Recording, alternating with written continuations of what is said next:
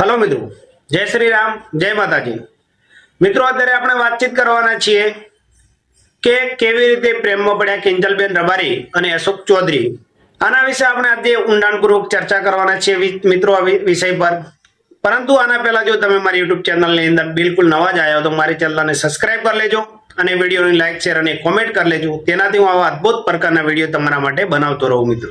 નમસ્કાર મિત્રો, હું છું પારસ ચૌહાણ અને આજે આપણે ઊંડાણપૂર્વક ચર્ચા કરવાના છીએ કે કિંજલબેન રબારી અને અશોક ચૌધરી વચ્ચે કઈ રીતે પ્રેમ સંબંધો પાંગર્યા અને કઈ રીતે તેઓ એકબીજાના પ્રેમમાં પડે છે અને ક્યાંથી તેમના પ્રેમની શરૂઆત થાય છે મિત્રો।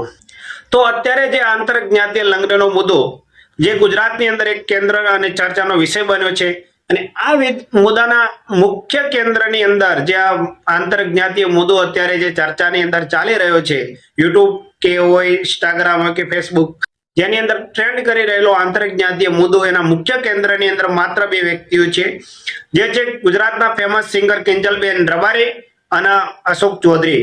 તો મિત્રો આપણે આ મુદ્દા ઉપર ઊંડાણપૂર્વક ચર્ચા કરવાના છીએ કે આ બંનેનું પ્રેમ સંબંધ ક્યાંથી શરૂઆત થાય છે કિંજલબેન રબારી અને અશોક ચૌધરી વચ્ચે।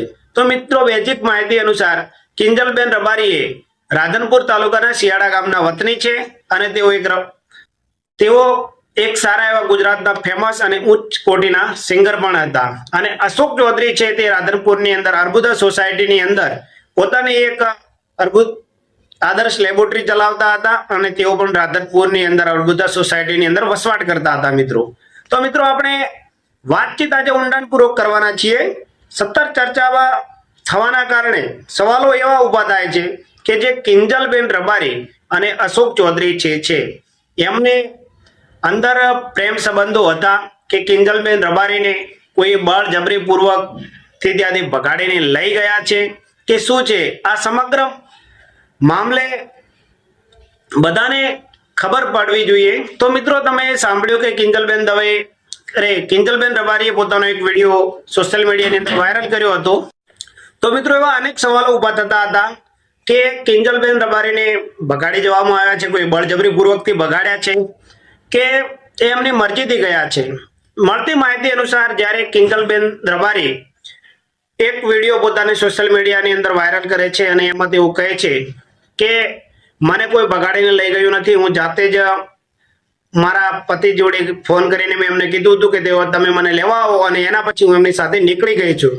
તો મિત્રો જે મેન જે મુદ્દો અત્યારે ટ્રેન્ડ કરી રહ્યો હતો કે કિંજલબેન રબારી પોતાની જાતે ભાગ્યા છે કે કોઈ ભગાડી ગયા છે, તો એનો જવાબ હતો કે કિંજલ રબારી પોતાની જાતે જ એમની જોડે જાય છે એવો તેઓ ખુદ વિડીયોની અંદર કહી રહ્યા છે મિત્રો।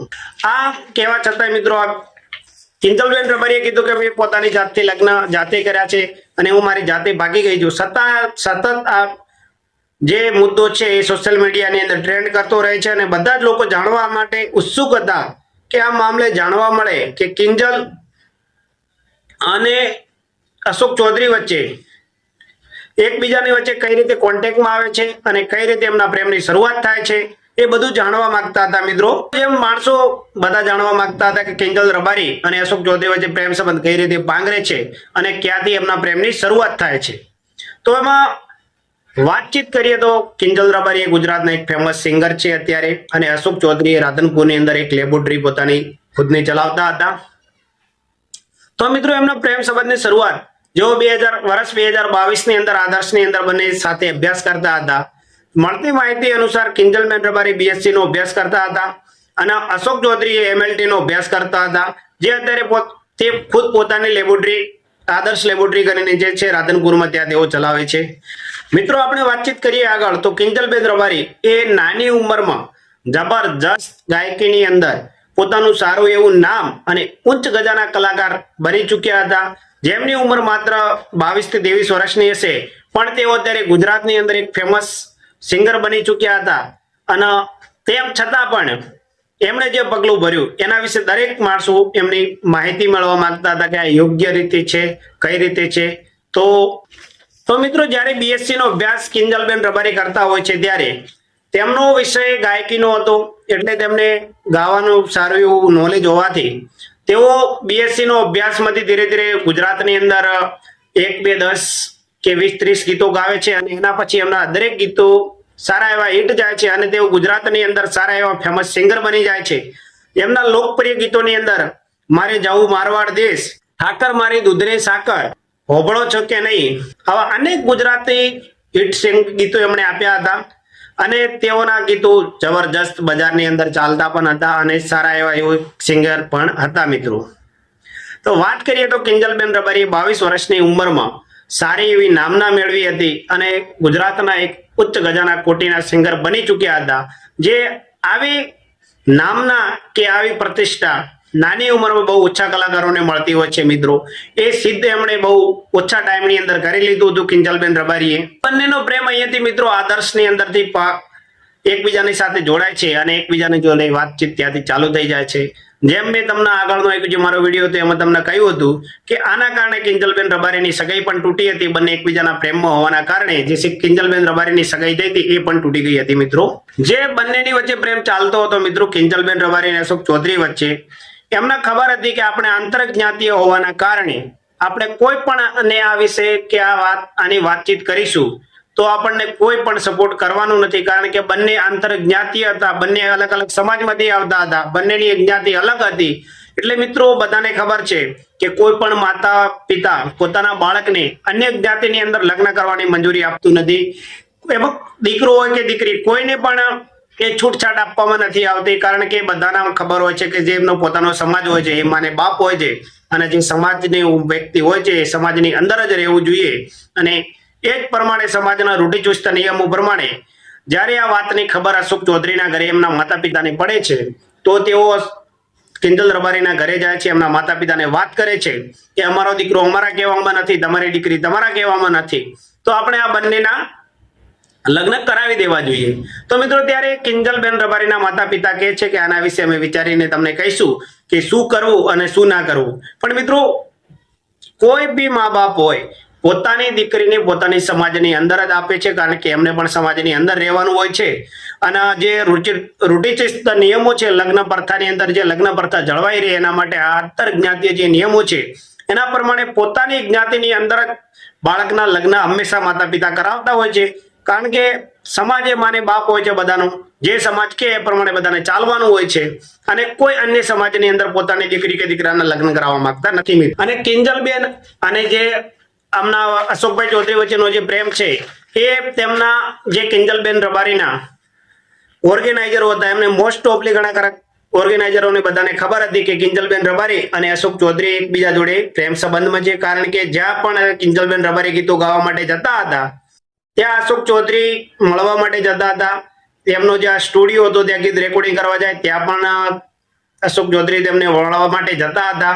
અને આના પછી ધીમે ધીમે મિત્રો બધાને ખબર પડી ગઈ અને એ ખબર 1-2 વર્ષ નહીં 3 વર્ષથી બધાને ખબર હતી કે કિંજલબેન રબારી અને અશોક ચૌધરી એકબીજા જોડે પ્રેમની સંબંધની અંદર છે મિત્રો.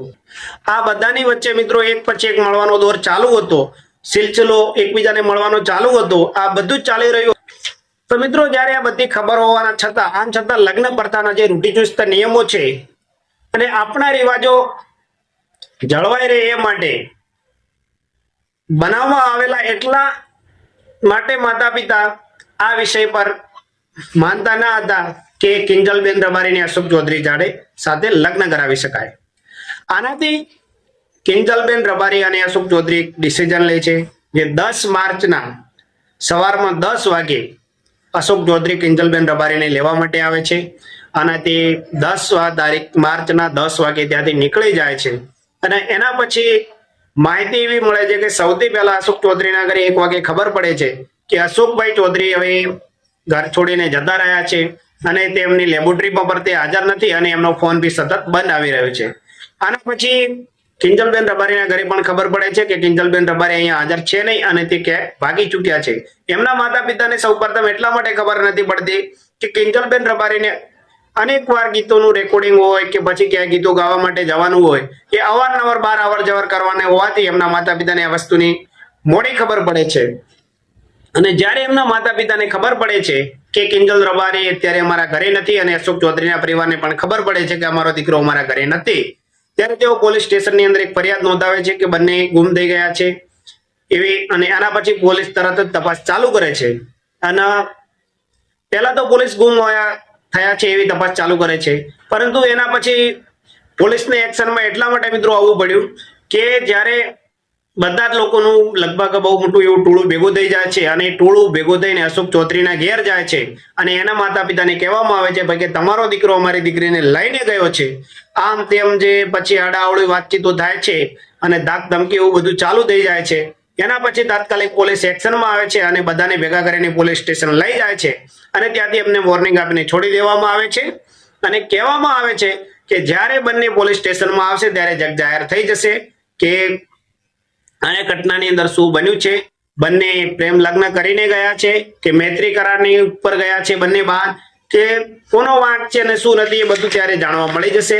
આવી રીતે મિત્રો પોલીસ એક્શનમાં આવે છે અને એના પછી પોલીસ એક નોટિફિકેશન બહાર પાડે છે કે જેના કારણે સમાજની અંદર બંને સમાજોની અંદર વર્ગ વિગ્રહ ના થાય એના માટે કે જો આ વિષય પર કોઈ એલપેલ કોમેન્ટ કરશે, કોઈ ઉશ્કેરણીજનક મેસેજ કરશે અથવા કોઈ એવા વિડીયો અપલોડ કરશે કે વિડીયો બહાર પાડશે જેમાં ધાક ધમકી આપવામાં આવી હશે તો એના પર પોલીસ દ્વારા લીગલી એક્શન લેવામાં આવશે। તો મિત્રો તમને પણ કહેવા માંગુ છું આ વિડીયો થકી કે કોઈએ પણ ધાક ધમકી ભર્યા મેસેજો ના કરવા, કોઈએ ખોટી કોમેન્ટ ના કરવી, કોઈએ અયોગ્ય વિડીયો પોસ્ટ ના કરવા, કારણ કે જો તમને આ બધું પોસ્ટ કરશો અને જો તમને તકલીફ થશે તો એના થકી તમારા માતા પિતાને પણ મિત્રો તકલીફ થશે। તો મહેરબાની કરીને કોઈ અયોગ્ય વ્યવહાર ના કરવો કે અયોગ્ય રીતે કોઈ કોમેન્ટ વિડીયો પર ના કરવી કે અયોગ્ય કોઈ મેસેજ પણ ના ફેલાવવો, જેની અત્યારે પોલીસ સતત વોચ રાખી રહી છે। એટલે તમારા અને અમારા બધાના માટે એ વસ્તુ યોગ્ય છે કે અત્યારે કોઈ પણ જાતનો વર્ગ વિગ્રહ ના થાય એના માટે કરીને આપણે ધ્યાન રાખવું। અને આ બધું બને છે એના પછી પોલીસ અશોક ચૌધરીના માતા પિતાને પણ પ્રોટેક્શન આપે છે અને કિંજલબેન રબારીના માતા પિતાને પણ પ્રોટેક્શન આપે છે અને કહેવામાં આવે છે કે જ્યાં સુધી આ બંને પોલીસ સ્ટેશનમાં હાજર નથી થતા ત્યાં સુધી કોઈએ કંઈ પણ કરવાનું નથી કે ના કોઈના માતા પિતાને હેરાન કરવાના છે, કારણ કે જે બંને ગયા છે એ એમની મરજીથી ગયા છે। એ કિંજલબેન રબારી લગભગ બીજી 2 થી 3 વિડીયો એના પછી પણ આવી ચૂક્યા છે, કહી રહ્યા છે કે હું મારી મરજીથી ગઈ છું, કોઈ પણ હેરાન કરવા નહીં। તો મિત્રો આના પછી પોલીસ એક્શનમાં આવે છે અને બંનેના માતા પિતાને પ્રોટેક્શન આપ્યા પછી જે નોટિફિકેશન બહાર પાડ્યું છે એ પ્રમાણે કે કોઈએ પણ વર્ગ વિગ્રહ ના ફેલાય એની ખાસ ધ્યાન રાખવું। આના પછી મિત્રો આપણને એવું કહી રહ્યા છીએ કે મિત્રો કોઈ પણ જાતની ખોટી કોમેન્ટ ના કરતા, કોઈ પણ વર્ગ વિગ્રહ થાય એવા વિડીયો તમે અહીંયા પોસ્ટ ના કરતા, જેથી તમારા પોતાને અથવા તમારા માતા પિતાને કે કોઈ પણ જાતની તકલીફ ના થાય મિત્રો। તો નમસ્કાર મિત્રો, અત્યારે રજા લઈએ છીએ અને આના પછીના વિડીયોમાં જો કોઈ મને માહિતી મળશે તો હું તમને આગળ સમાચાર જરૂરથી આપીશ। જય માતાજી।